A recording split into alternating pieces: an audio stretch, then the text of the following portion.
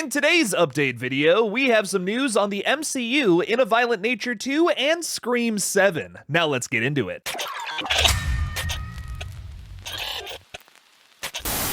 Hey everybody, I'm Killjoy Jake, and instead of having friends, I have horror movies. And I guess today we have some MCU movies as well. But before we get into today's video, I'd like to thank my wonderful patrons that support this page. Every week, patrons get to see a new episode of the exclusive Horror Hot Takes series where I break down a horror movie of their choosing. It's an incredibly fun series that the audience gets to interact with, so please consider joining the Killjoy cult by clicking on the Patreon link in the description below or by pressing the join button on my page. Thank you all again. Now let's get into the updates.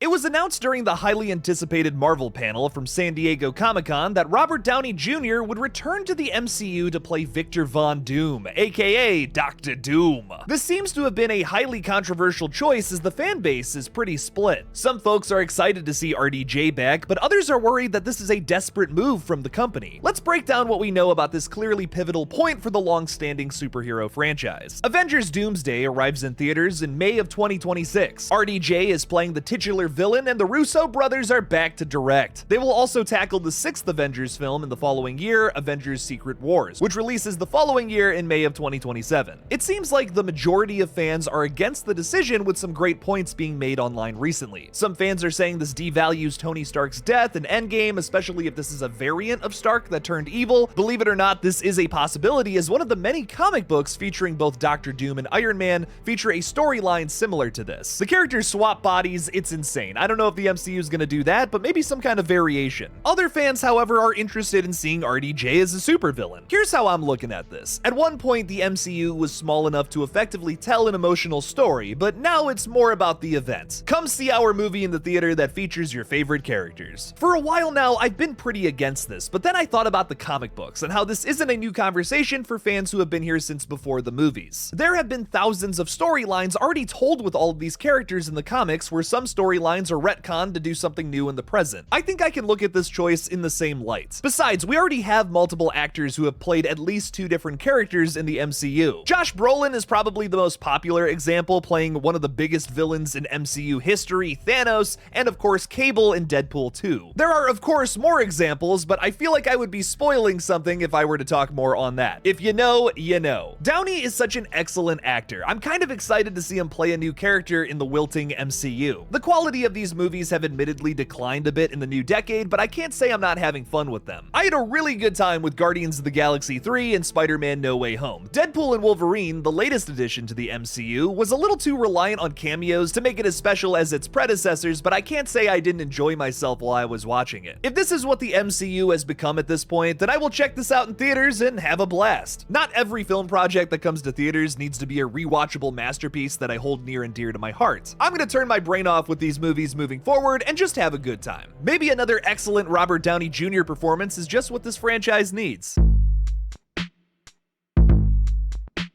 Speaking of extended universes, the Stephen King extended universe continues to expand with a new adaptation of The Long Walk. If you're unfamiliar with the story, the plot reads, the country holds an annual walking contest in which 100 teens must journey nonstop and under strict rules until only one of them is still standing alive and receiving a prize. The story told of a 16-year-old walker named Raymond Garrotti and the teens, some good, some bad, some mysterious, in his orbit. Production is currently underway for the film that's had a bunch of updates from this past week. Some new cast members include Judy Greer and Mark Hamill. Greer is best known by horror fans for her role as Karen Strode in the David Gordon Green Halloween trilogy, or should I say just the first 2 films. This is a deep cut, but she also plays a bigger role in Wes Craven's Cursed, a movie that was plagued with production problems, but still has a ton of charm to it. Mark Hamill needs no introduction considering he's Luke Skywalker, but horror fans might also know him from his roles in John Carpenter's Village of the Damned and Child's Play 2019. Both remakes that are worth a watch. No details have been released on the characters Greer and Hamill will be playing, but we do know that Francis Lauren will direct from a script written by JT Molnar. Lawrence directed the surprisingly fantastic Hunger Games prequel, The Ballad of Songbirds and Snakes. I'm not even really crazy about the Hunger Games movies, but that film rocked. JT Molnar wrote the upcoming Strange Darling, which looks terrific. Star Kai Kyle Gallner has been hyping it up over on Twitter for a while now. It looks sick. On a quick side note, I'm really excited for this film, but a user by the name of Eric Cartman that hangs around this page has been hyped for this movie for a little while now, which is why I'll be keeping a closer eye on it. This person's excitement for the adaptation has been infectious over on the live streams we do on this page where we get to converse,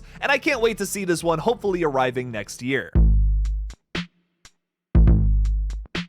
Maybe it's just me, but I think 2024 has been a rougher year for horror films than the previous two. The majority of the releases this year have either been disappointments or surprising stinkers. There have, however, been a few glimmers of hidden gems, like the Chris Nash-directed slasher In a Violent Nature. It's a film that puts you in the driver's seat of a Jason Voorhees-inspired slasher named Johnny. You actually get to see how the slasher operates when he's not just killing camp counselors, and I found it to be an excellent character study with lots of gore. It's currently my favorite horror film of 2024, and although I'm hoping Alien Romulus, Cuckoo, or Terrifier 3 takes that crown soon, I am happy to announce that In a Violent Nature 2 is officially confirmed. This comes from the bold voice of contemporary horror panel at San Diego Comic-Con hosted by Letterboxd. While no plot details are known about the sequel, I can only imagine where they will take the killer next. It's been heavily compared to Friday the 13th, which makes me wonder if they will lean into that or not. How I see it, this franchise has two choices. They can make this series the void fill for Friday fans who just want to see a new movie already, god damn it! But you know, there's all that legal BS happening over at Crystal Lake. Or they could focus on turning this franchise into something more unique that stands on its own. I'm not trying to say that the original doesn't, but you can't deny that this is comparable to Friday the 13th. There are references all over the place in that film. Before I detail these two little paths a little better, I just want to say I would be happy with either direction. I think there are some strong arguments for either side of this coin, and personally, I'm down for whatever the filmmakers believe is best.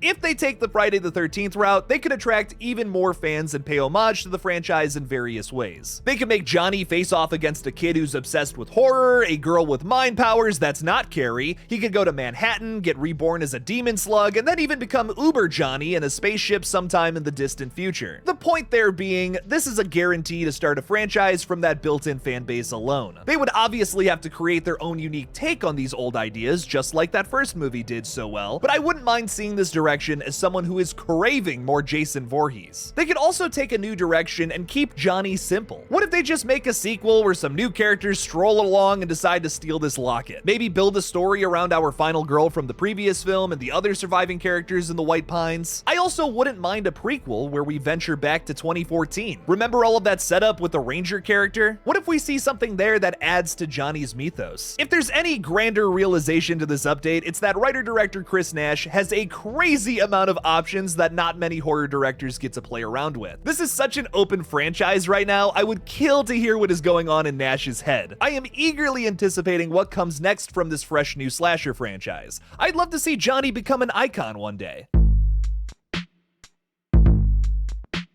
Scream fans are finally starting to crawl their way out of the rumor dumps as actual news is being released on the new sequel. Thank the horror gods! Discussing Swan Song, Neve Campbell's new documentary on ballet dancer Karen Kane, Campbell reveals that Scream 7 will begin shooting in December of this year. It was previously announced by Production Weekly that September would be the start date for production, so some changes have clearly been made. More on that later. Discussing the new schedule, Neve Campbell says, "I'm very, very happy Scream 7 is happening. We were supposed to start in September, but we're going to start in December now because of some scheduling stuff with Kevin and myself, and having that all aligned. And actually, I think it's a good thing, because we're going to be able to have the time to get it really right. So I'm really excited about that." This announcement comes alongside Courtney Cox finally being confirmed for the upcoming 7th installment. Look, nobody thought that Courtney wasn't going to return to the franchise where she is currently attached to every single entry, but it's nice to finally have confirmation from Life and Style magazine. Apparently, Courtney hired her friend's co-star Jennifer Aniston to, quote, whip her into shape for the next installment. Oh my god, could you imagine Jennifer Aniston as the opening kill for Scream 7? The Friends fan inside of me would scream. But anyways, it's time for my favorite part of these news blocks. Theory time! The schedule shifted from filming through Q4 of 2024 to now beginning production on Scream 7 in December. Production will likely run from December to maybe February or even March of 2025, meaning we likely won't get to see the film until 2026. I know know that fans out there want to see the new movie like yesterday, but again, I'd rather wait for a better product. Just like Nev said, they're gonna have a lot more time to get this thing right. Take your time, Kevy Wills. The Scream fans will still show up in 2 years, I promise. What's interesting about this change, though, is it probably happened for a few reasons, but one of those could be Patrick Dempsey's busy schedule. Many fans have been theorizing for a while now that Dempsey will return to the 7th entry after his brief appearance in Scream 3. He played Detective Mark Kincaid, Sidney's soon-to-be husband, which was confirmed in a throwaway line from Scream 2022. Dempsey has been busy lately playing a poignant role in Eli Roth's Thanksgiving, also from Spyglass Media, and received a significant role on the new prequel series Dexter Original Sin, which is currently filming until November of this year. You might want to make a mental note of all of those details. My guess is that this was one of the many reasons why the production calendar had to be changed for Scream 7, as Patrick will likely have a larger role. He's Sidney's husband. He has to be in this one a lot, right? Someone has to take care of the kids while mommy's hunting down our new Ghostface. Again, that's not confirmed with Dempsey not being officially attached to the project yet, but at this point it would be weird if he wasn't in Scream 7. They teased a character return in Scream 5 and Dempsey just worked with Spyglass. I'd be shocked if he wasn't involved. I'll admit though, it would be way more shocking if Courtney Cox said she wasn't involved with 7. We'd have to ask someone to check her temperature. Courtney will be in Scream 10 if Gail's still alive by then. Come on now. Before we wrap up today's video, I'd like to ask you all to subscribe to my gaming channel, GullGotha. I'm currently playing horror games over there, and it has been a ton of fun making this kind of content recently. Check out that channel by clicking on the link in the description below. Help me reach my goal of 1,000 subscribers, that would be pretty dope. Thank you to everyone who has already checked it out. Holy moly, what a crazy weekend it's been for film. Which updates from today's video have you the most excited? Leave me your thoughts in the comments below. Thank you all again for watching, and as always, don't forget to kill it out there, y'all.